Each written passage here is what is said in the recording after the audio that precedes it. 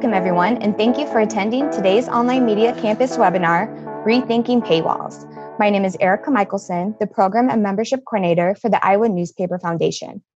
Online Media Campus is a partnership between the Iowa Newspaper Foundation, the America's Newspapers, and partnering press associations. We offer a variety of webinars each year covering various topics in the newspaper industry. We are very pleased to have you joining us today. I will introduce our speaker in a moment, but first, let's go over a few points of information about today's webinar. We will be taking questions throughout and after the presentation, so please feel free to submit questions at any time using the Q&A icon or the chat box on your screen. There will also be a post-webinar survey at the end to fill out. An archive of this presentation will be available for you to view on the Online Media Campus website, and you will receive a follow-up email with instructions on how to access the archive. I would now like to introduce our presenter, Matt Larson. Matt Larson is the president and CEO of ourhometown.com and has proudly served the newspaper industry for 12 years. His company provides a WordPress-based platform that has been customized for newspapers to help them monetize their content online. Their mission is to help community newspapers develop digital business models with tools for better storytelling and more efficient local news production. Larson leads a monthly virtual conference series where he interviews newspaper publishers from all over the country and how they are utilizing digital to connect with socially distant readers. He is also the publisher of Our Hometown News, which is a weekly blog and video and audio podcast series, which discusses tech tips, marketing strategy, and industry news and events. Thank you for being with us today, Matt. I will now hand it over to you to get the program started. Excellent. Thank you so much, Erica. Let me go ahead and turn it over to my screen. If you would stop sharing your screen, I think I need you to do that first. Okay, great. Let's see here. Switch it over to screen number 2. Okay, and let me go ahead and start my video. Okay, thank you for your patience as we get started here. Okay, good afternoon, everyone, and thank you very much for taking the time to join us today. And Erica, again, thank you so much for that introduction. And I really want to thank the Online Media Campus and America's Newspapers for organizing and promoting this webinar. I also just want to say I really admire what the OMC and America's Newspapers has been doing for the industry. I've attended many of your webinars and enjoy your newsletters, so I'm really proud to be part of this webinar series. Today, we are going to be rethinking paywalls. This is a presentation I have given 4 or 5 times in the last 3 months for different state associations. We did it with the NNA. Yesterday, we did it with the Illinois Press Association, our virtual conferences. And what you're going to see today is our process for thinking about digital subscriptions at different types of newspapers. So basically, when a newspaper approaches Our Hometown and they want to use our platform, we do look at the whole spectrum. So I'm going to focus on 3 main areas today. The first is the paywall models available. Second is how to calculate your pricing and what different subscription products to offer. And third is how to think about your marketing both short-term and long-term. Okay, now I just want to point out every time I do this presentation, I learn something new from the attendees. And this talk continues to evolve. So I really want to encourage you to ask questions throughout the presentation, make comments, and we'll be watching the chat box very closely. But let's get into it here. I want to give you some quick background on Our Hometown just for some context. We are a family business founded in upstate New York in 1997. We currently manage hundreds of newspaper websites and native apps across North America. And we do it all on a WordPress-based platform, which has been customized for newspapers. Our number one priority has always been customer support. And that actually is a great segue to introduce our guests today. From our publisher support team, we have Terry joining us. Welcome, Terry. Hi, Matt. Hi, everybody. Proud to be here. Thank you. Thank you for joining us. So Terry, you are answering publisher questions all day long, helping them make use of the platform better. So I couldn't think of a better person to invite here to talk us through the frequently asked questions that we see from newspaper publishers. And I'm assuming that many of the attendees today will may have asked many of these same questions yourself of your website provider. So we're going to talk about that, and also just I want to point out the fact that because we're on WordPress, it's an open source CMS. It's very easy to modify the platform, much easier than a proprietary system. And so our platform is constantly evolving, just like this presentation. And the feature set that we have available to publishers is based entirely on publisher feedback. So that's really what these conferences are all about. In the next 30 to 45 minutes, let me just give you a quick outline. Like I said, we're going to talk about paywall models, pricing, and also the importance of auto renewal, strategies for marketing digital subscriptions, the subscription sales blitz, this concept I want to introduce you to. You've probably heard of ad sales blitzes before. This is a new concept. And now before we get into it, if everyone could please locate the questions box. And I want to have a little fun here. We're going to do the first person to type in an answer to this question wins a prize at the end of the webinar. Okay? And so the question is, we're just looking to understand our audience a little bit better and the people that are coming to these webinars. So if you could type your name, the paper you're with, your print publication frequency, and the estimated number of digital subscribers. That would be excellent. Okay. I think so. I see we already have a winner, but we'll announce it at the end. Okay. So, but keep the answers coming, please. All right. Great. Thank you very much for that. Let me just open up the chat. I actually don't have that open yet. Let me move it over here so I can monitor. Okay, great.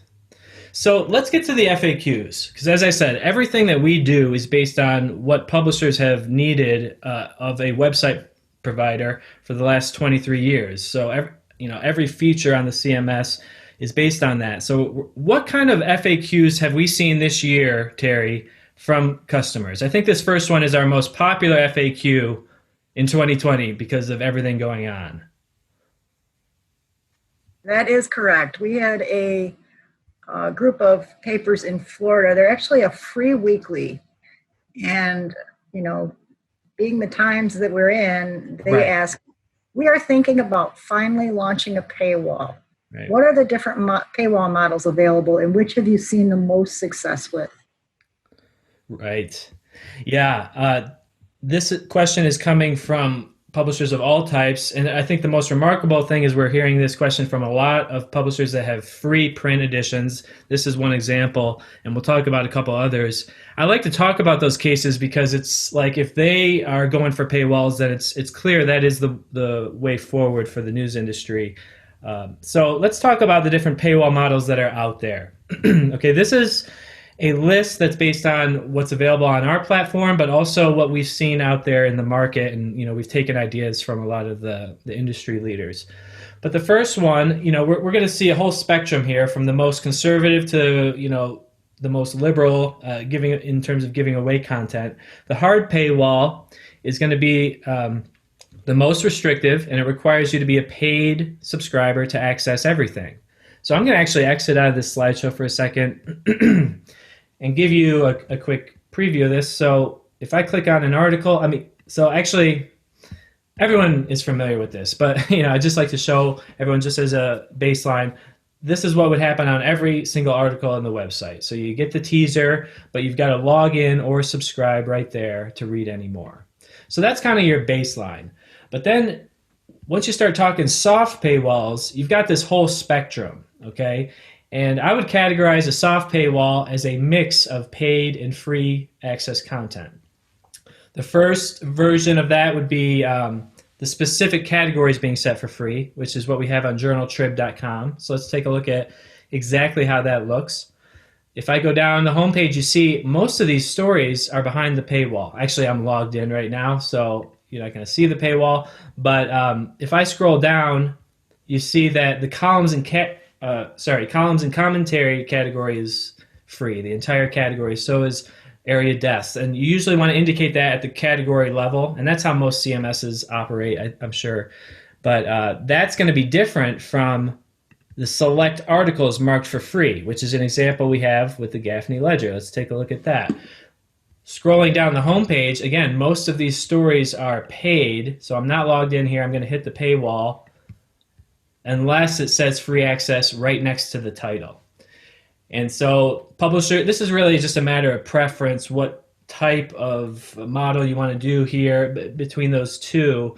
I think if you want to have that level of control in determining what stories are free, then obviously it's the second option.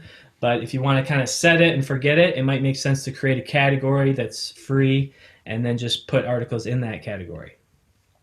Okay, and then the third soft paywall model that we've seen, and this model has been around for a while at Port Aransas South Jetty, is what I would call the timed paywall. It's all based on time, whether a story is free or not. Okay, so if I'm looking through the current news, I'm going to have to pay for all of this. Okay, and this is what prompts me to log in.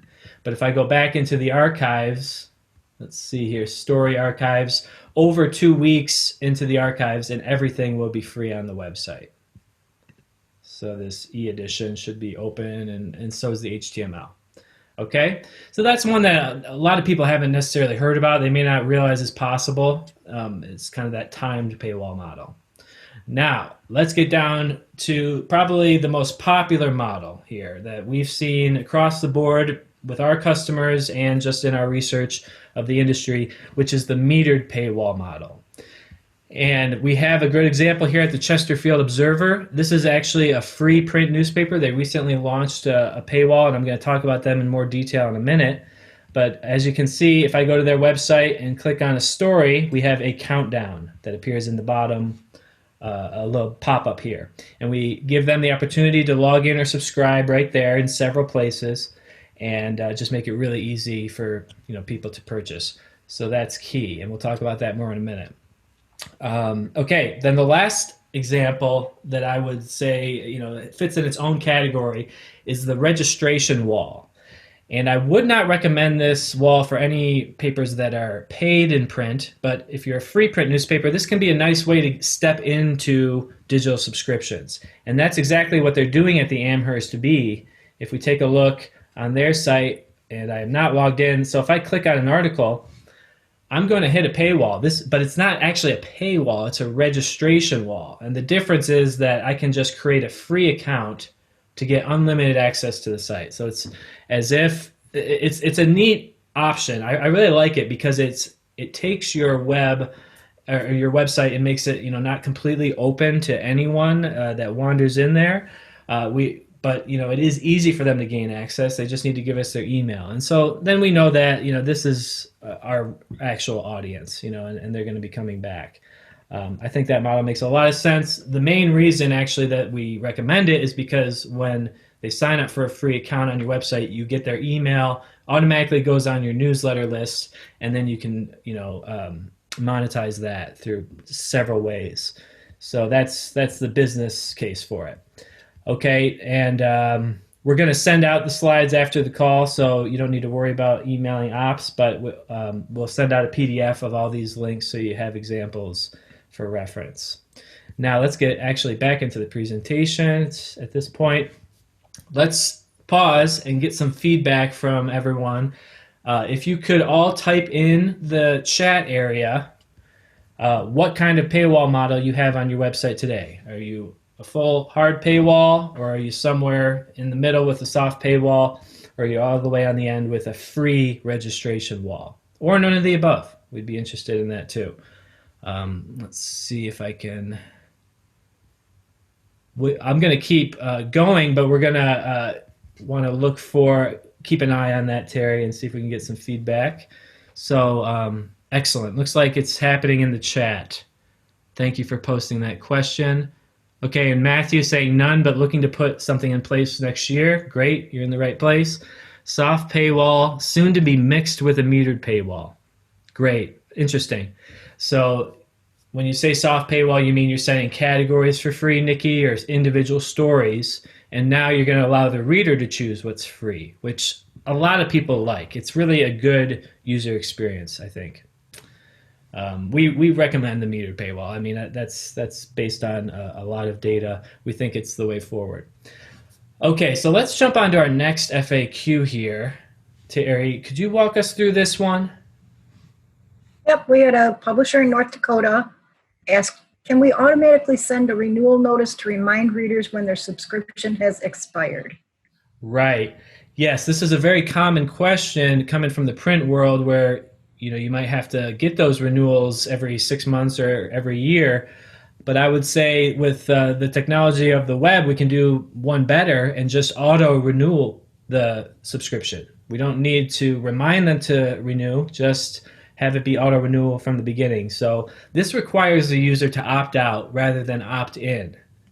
And naturally, it will increase the retention. If they don't have to do something to continue their subscription, and assuming they're getting value out of it, when they see that charge every month on their credit card, they're going to just let it keep auto renewing. It's convenient for the customer. It can be put. It really is a selling point for your subscription options.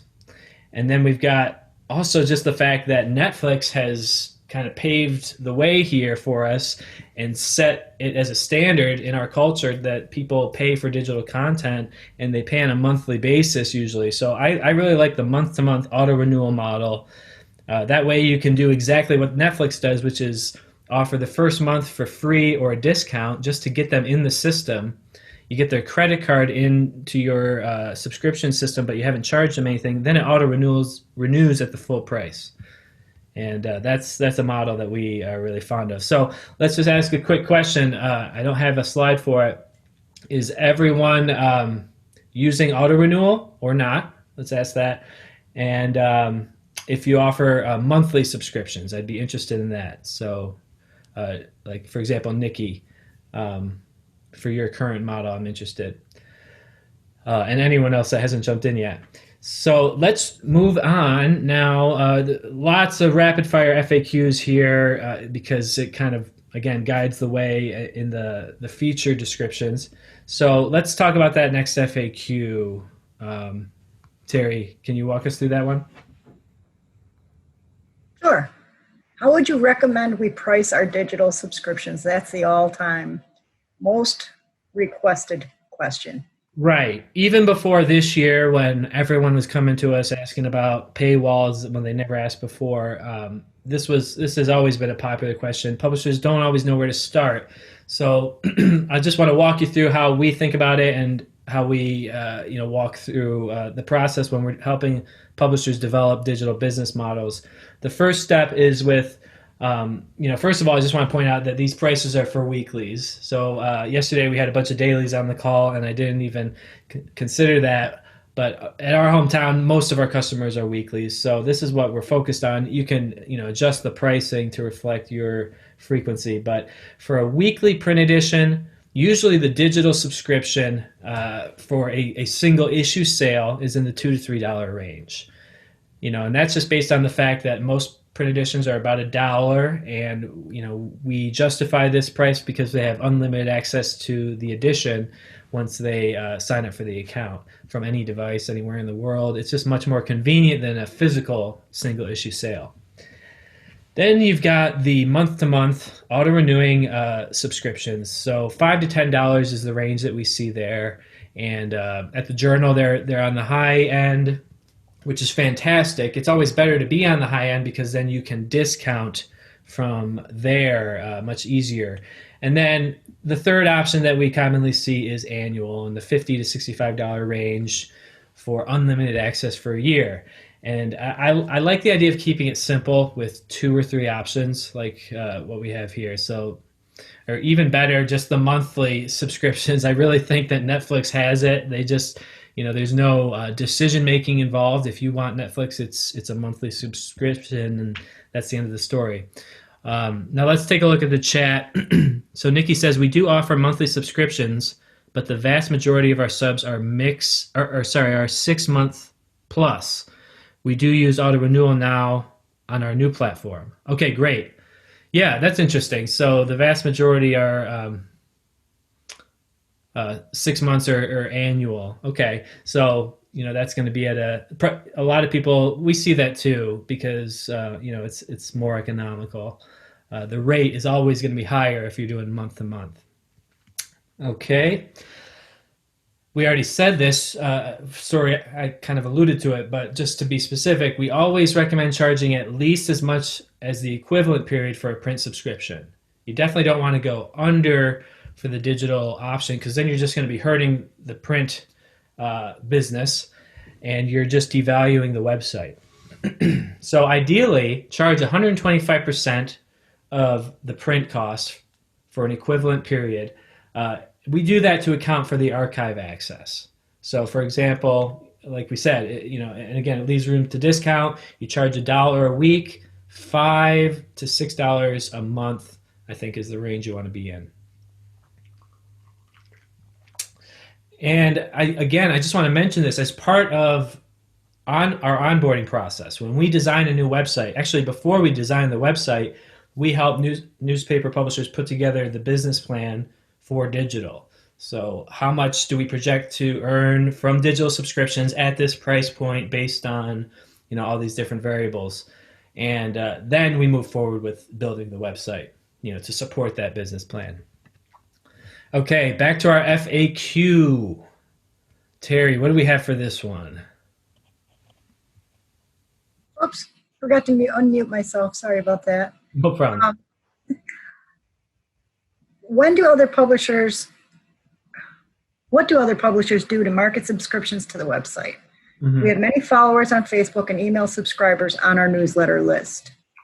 Right. Yes. This is all about, I'm really focused on maximizing the resources that we have. A lot of newspapers have tremendous following on Facebook, and they have tons of emails from just being in business for so long and, doing business with so many different people in the community. So we want to make the most of these. So let's talk about this checklist. I have this checklist of 5 places that you want to make sure that you're marketing your digital subscriptions. And remember, the goal is to get them to this page, what we see right here in front of us. This is for the journal, trib.com. There are 3 subscription products laid out right there on the subscribe page. That's where we're driving everyone. So how are we going to get them there? Well, the first place is obviously on your homepage. This is where you're going to get the most traffic. Any individual article is never going to come close to the popularity of your homepage. So you want to have it somewhere near the top, and you always want to be thinking really about the mobile homepage.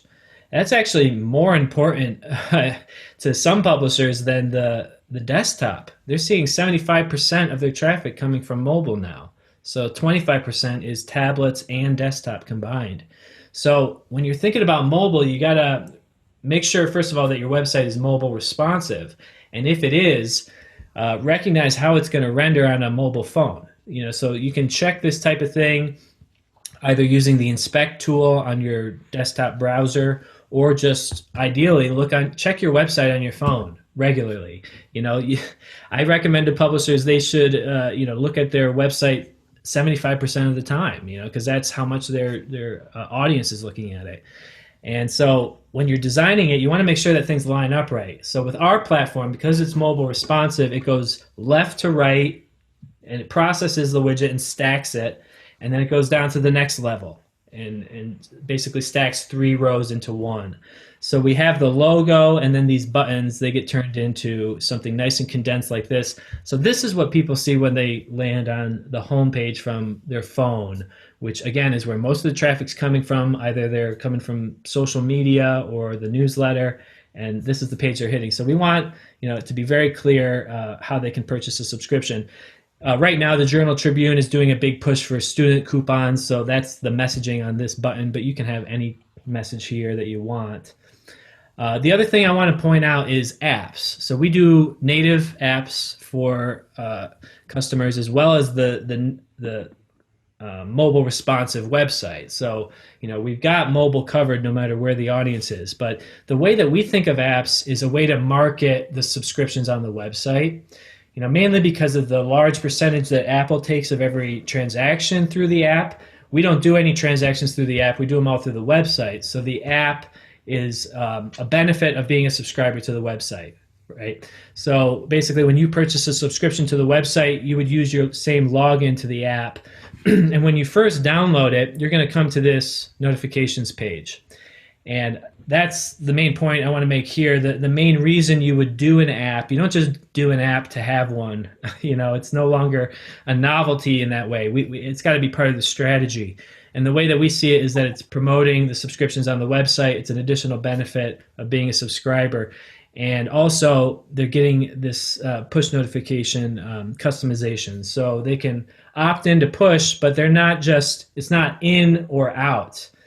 In other words, it's solving the problem that a lot of apps have, which is that people will opt out of push notifications entirely because there's too many.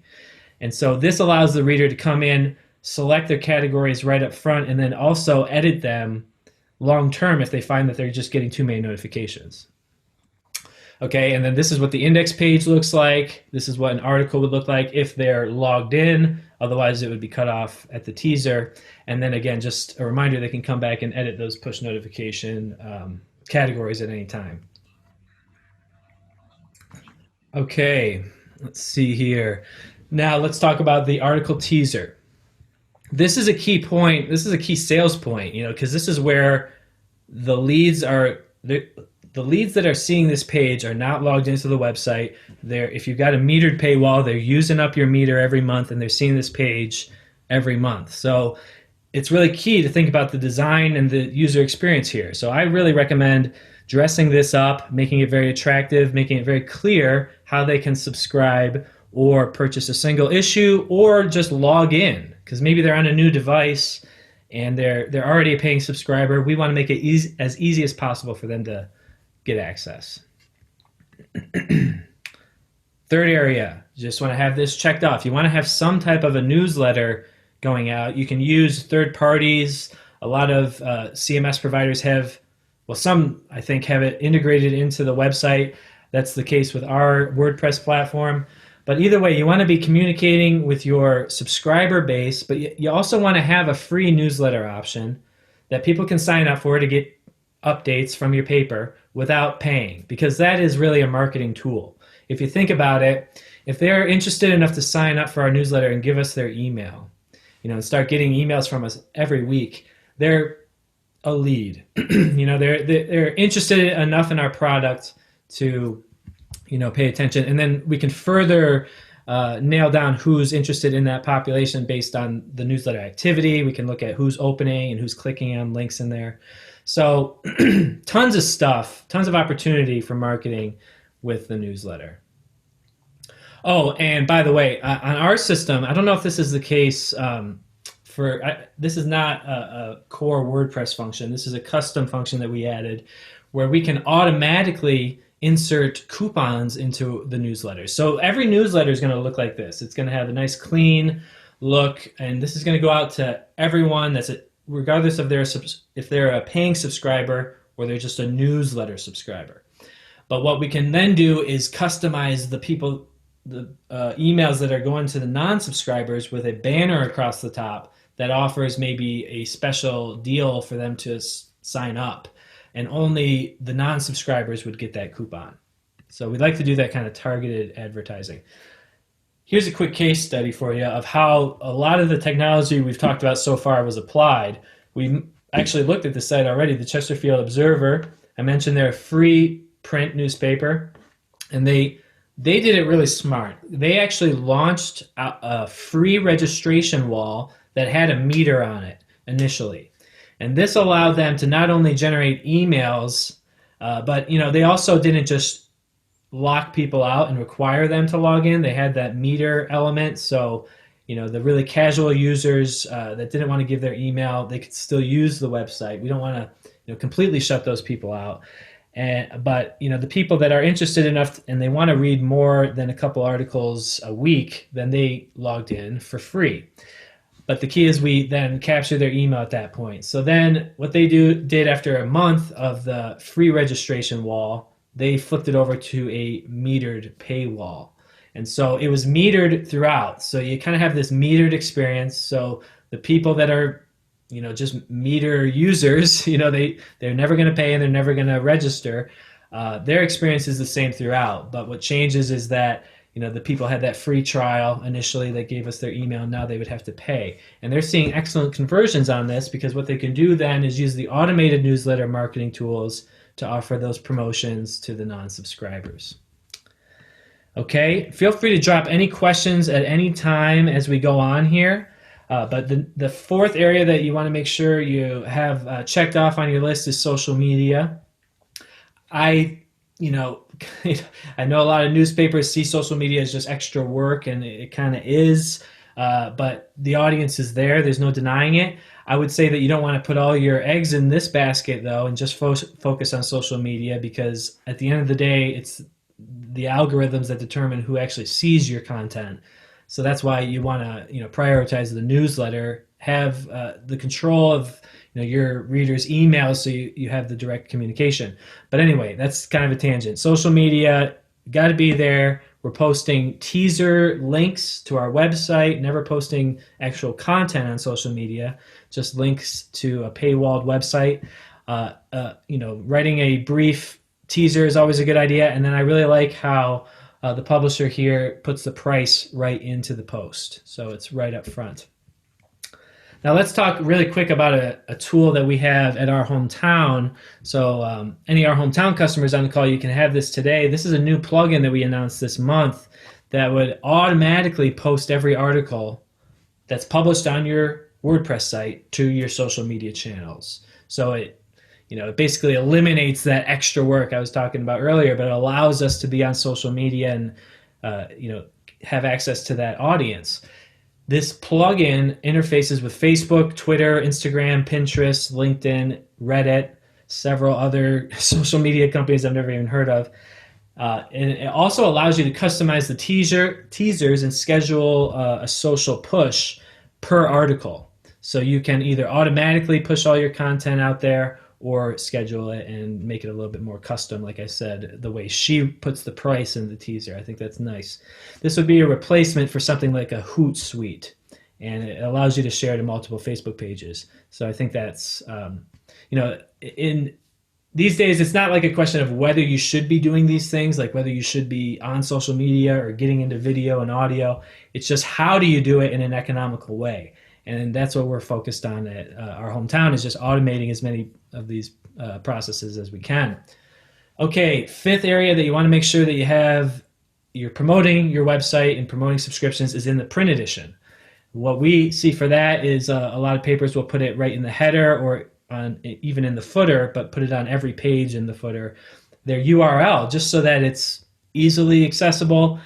Anyone wants to check out the website, they know exactly where to get the URL. They might even have it memorized because they see it all the time. And I would say that I never would have thought that I had to comment on this, but during the shutdown in April and May, when papers weren't publishing, we got a lot of publishers telling us that their readers did not know what the website URL was. Their diehard print audience couldn't even name the URL. So it's something that we definitely could do better at getting out there more.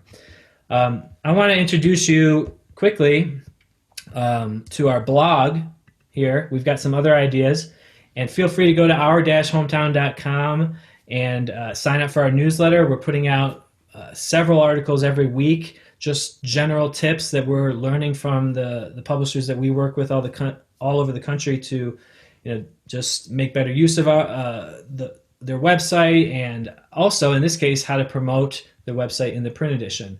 And we already mentioned publishing it on the front page of your website, or your front page of your print edition, having that URL there. But then there's also several ways that you can continue the story from print to digital, bridge that gap. And one specific example I like is publishing surplus photos on the website in a photo gallery, and specifically mentioning in the print edition that we've got 2 photos from the big homecoming game here. You can see another 50 on our website, and just directing people that are your print audience to the web to actually get content. Same idea with continuing the story online. You could have a long form article on the website. There's never any limitation on space with the web, but with the print, maybe you have a short form version. You could also do things like upload multimedia, PDF documents that you could never print. We're also doing some interesting things. We're trying to just do whatever we can, like I said earlier, to get into multimedia, because that's where the audience is. So what we're doing is this feature called Audio Articles that automatically transcribes your text articles on the website into mini podcasts. And so that allows, and if you can tell people in the print edition, listen to this story online, there's going to be some segment of that audience that loves the radio or loves podcasts, and that will actually generate traffic to your website. In general, the fourth point is just about interactive content. You want to be publishing video, you want to be publishing interactive polls and contests on the web, and then promoting it in the print edition. So talk about the fact that you're having the poll, or whatever it is that is happening on the website that's new. And then I like the idea of polls, especially because then you can report the results after the fact in an article that's on the website and in the print edition, and just continually talks about the newspaper as a multi-platform brand where the audience goes back and forth. Okay, so that's all that I got from the blog right now. A couple other areas that we're really interested in developing some technology for is marketing on video and audio. I already talked about audio articles, which is a totally automated way to get a recording of your stories, but we're also looking at YouTube and long form podcasts. So let's take a look really quick at this example. I'm having a lot of fun actually developing this product. This is an audio article that has been transformed into a video, so that allows us access to the YouTube audience. And it's simply taking photos and text from the article and matching it to the audio background. So let's take a look at this example here. 5 fire departments respond to fire. The home of Dusty and Claire Newton on the Asbury Road just outside of Grove Hill suffered extensive damage in a fire early Sunday morning. Grove Hill Fire/Rescue received the page of the fire at 4:35 a.m. Okay, so and we can put things like promotional messages at the top of the video that allows us to track, how many sales is this video actually generating if we have a coupon code like that. Also put the coupon code at the end. So this is just one area that we're interested in, trying to get the word out more, because honestly, the younger audience, the next generation, is on YouTube, and they're on the podcast channels. Okay, let's just check in, make sure I didn't miss any questions or comments here. We got some. Looks like Terry and Vera have been doing. Okay, I actually missed one here, so let me. We do have a question. Okay. Yeah. Great. Hey, Matthew. Okay, so how would a publisher handle subscribers who have both print and digital subs? Problem when digital subs and print handled by different systems. Yep, that's right. It is a problem if you don't have a way to get the systems talking to each other. And so the way we handle that is we have basically a tool for you to upload a CSV to the website from your print subscription system. So you can, for example, any circulation manager, can export a CSV. So you can get the data into WordPress, and then when your print subscribers go to the website and claim their free subscription, or maybe it's a discounted subscription, for the website because they're an active print subscriber, then it would just check against that list. Ideally, you're right, you want to use one system, and we actually have a customer in Texas that is using our MemberPress platform, which is how you manage, that's the plugin we use to manage digital subscriptions. She uses it to manage her print subscribers at the same time.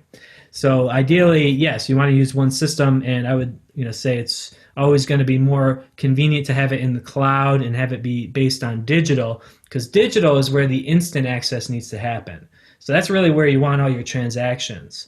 The print, it's a week cycle until they need to get their next print edition. When people purchase digital, they expect it instantly. So it'd be better if they went to the website to purchase everything, the combo orders, the digital, and even the print only, and then you just exported a list of the print subscribers to your circulation system.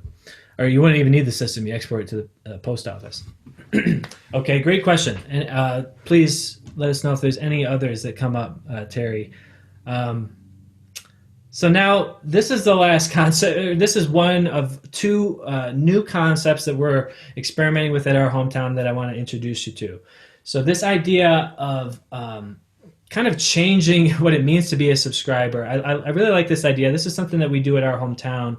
of using live webinars as a way to generate new business by creating engaging content marketing. Okay, like I said, this is what I'm doing right now in this webinar, and I've been doing it for the last year, constantly. It's working very well for us. So the idea here would be, as a publisher, what if you started hosting a webinar via webcam, have your editor or maybe the editor and publisher sit down and talk about the paper once a week. Discuss the top news of the paper, use your website, look at the website, share your screen just like I am, go through the website and talk about the articles, answer FAQs. You can promote upcoming events and advertisers in this format. But the thing I like most about it is that you could invite just your paying subscribers to participate in the live chat. And that's basically what we have going on here today. America's Newspapers members, can join us for being a member, and it's an added benefit of being part of their organization. So let's do the same thing for newspapers. Okay, redefine what it means to be a subscriber. This is a couple examples of the weekly office hours in practice. At the Wilson County News, they're doing a Facebook Live weekly show, and they're actually doing it more frequently than weekly now, but I know that they're sticking at least to Thursdays at 11 Central. You can count on that. You get a notification on your Facebook app. It's got terrific engagement, and so that's just an added benefit to subscribers.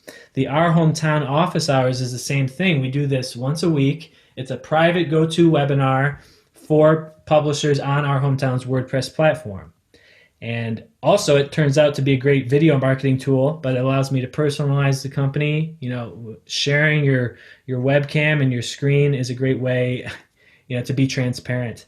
And I think it would be really cool if newspapers could make their whole process more transparent. They could talk about how they're doing their reporting, how they, gather information. It could be all very educational for the audience, really.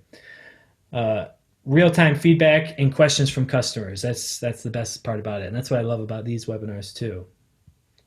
Okay, let's wrap this up here. We've got just a couple minutes left here. The final FAQ, last but not least.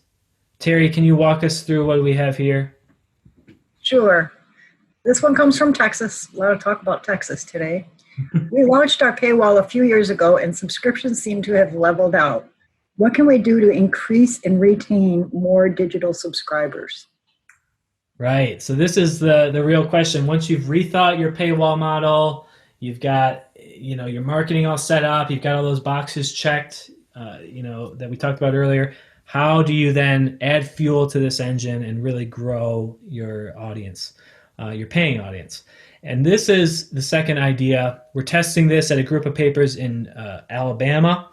The idea of a subscription sales blitz. We're looking at this as a sales funnel here where we've got varying levels of awareness and interest. And so basically this is a way to kind of push people towards the action step. So the place that I would start is to use the newsletter activity, assuming you have a newsletter that's active, to identify warm leads. And then you can segment that newsletter audience into your current, expired, and never subscribers. You can do that by comparing a CSV list with your current active digital subscribers. So you basically need two spreadsheets, one with your email, the emails that are on your newsletter list, and one that is from your subscriber management system. Then identify the expired subscribers. Hopefully that information, I'm sure it's all stored in the subscription system. You've got their email, so you can send them a special offer. Hopefully you've got their phone number, because when they originally purchased the subscription, at least on our forms, it's a required field to get their phone number for a digital subscription. So you could give them, these people a call, assuming they're in. We see other signals of interest. The fact that they're on the newsletter probably isn't enough. You want to look at whether they're opening the newsletter, whether they're clicking on links, and you can sort these spreadsheets accordingly, and then just call down the most qualified first. Another really qualified subpopulation in this newsletter would be your current subscribers. And I think that this is a great opportunity to just reach out to them, call them to get general feedback on the website. If they have a minute, it's good if you could have like a short survey on the website or just on the newspaper in general, the content that you're covering, get some feedback, and then as a thank you, offer a discounted or even a free gift subscription. Okay, because this is someone that's already got a subscription. We can't sell them anything directly, but we could maybe sell them on bringing someone else into the fold, giving that gift subscription to a friend or family member, and the subscription could be for a month or two, and then hopefully, they do redeem that, they like it enough to continue as a subscriber directly. So there's room for growth even with the current business. And then you've got the never subscribers. These are the least likely to buy, so we would, approach these people last. But then you could do it, relatively efficiently with just a bulk email or a newsletter. Offer them a free month, no strings attached. The idea here is that they would have to sign up for that free account. By doing that, they would give us their phone number and a lot of information about them that we could use for future follow-up to try to close them and actually get them to put their credit card in.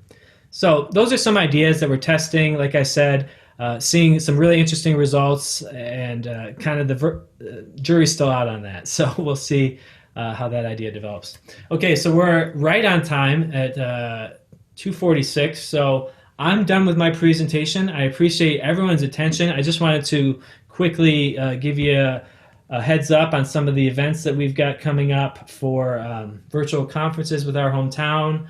The one I do want to point out is we're going to do a deep dive on audio articles and video podcasting in February. So keep an eye out for these. You can register at ourhometown.com/virtual-conferences. And any feedback, if before you leave and have a great weekend, please leave a quick comment in the questions area. What did you like or not like about today's presentation? And let's have a quick announcement. I believe the winner of our first to comment contest was Matthew Paxton. I believe he was the first one to comment. Am I right, Terry? Maybe double check that. But Yep, you're right. Okay, great. Matthew, I want to offer you a free prototype of your newspaper on WordPress. I think I might have your email, but if you could just do me a favor, drop your email in the chat before you leave, and we'll follow up with more info on that. Another thing, everyone else on the call, you still have runner-up prizes here. So if you just go to our website, we'll send this link out. And if you could please actually drop, thank you, Matthew. If you could drop the, Terry, could you drop that link in the chat so people can just click on it? Go to that blog post, download a PDF of the presentation, and if you got 30 seconds, please complete our webinar survey. That'll be separate from the survey that is going to happen at the end of the Zoom call. And you too will qualify for a free prototype. We'd love to give as many of these out as we can, so please just take a few minutes to fill out that survey. And I think that is all I've got. So thank you very much, Erica. Did you want to wrap it up, or? Sure thing. Thank you so much, Matt, for your presentation this afternoon, and thank you everyone who attended. Great presentation by far. Thank you. Just a quick reminder, when the recording is done for this webinar, you'll receive a follow-up email on the direct link, so you can go ahead and watch it at your own leisure again. And Matthew, if they have any questions at any time, are they available to email you or get in contact with you about it? Absolutely. Yes. Please do email me. I had a bunch of emails throughout this presentation, but I'll just throw mine back up here, mcl@our-hometown.com. I'd love to hear from everyone. All right. Thank you. Once again, Matt, thank you for presenting, and thank you everyone for joining us, and everyone have a great rest of your day. Thanks, Erica. And thank you, everyone. Take care.